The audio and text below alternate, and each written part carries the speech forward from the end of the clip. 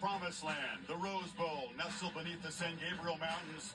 Warm, sunny perfection on this New Year's Day, and a Rose Bowl game that represents both the changing landscape in this sport and the grand tradition of this game. It's a quarterfinal playoff, Midwest versus Far West, but neighbors in the Big Ten Conference.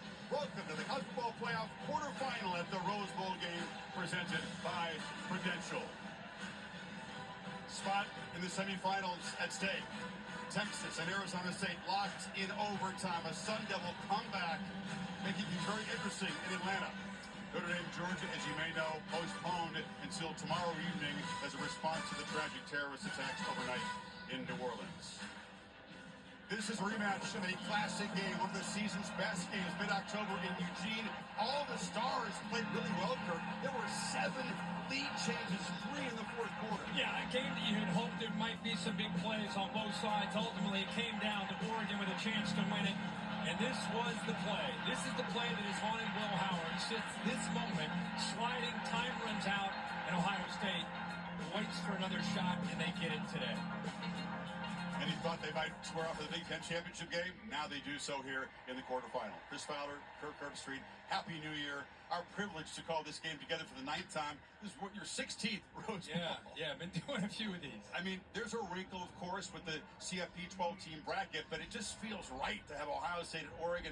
Both teams, Kirk, tell us they've evolved a lot since that first meeting. I thought what you said, this new world that we're in, yet it's a bit of, feels like a throwback. And now it's time to watch the Field Pass with the Pat McAfee show that the College Football Playoff quarterfinal, the Rose Bowl, Field Pass with the Pat McAfee show, Oregon Ducks versus Ohio State Buckeyes. This is a rematch.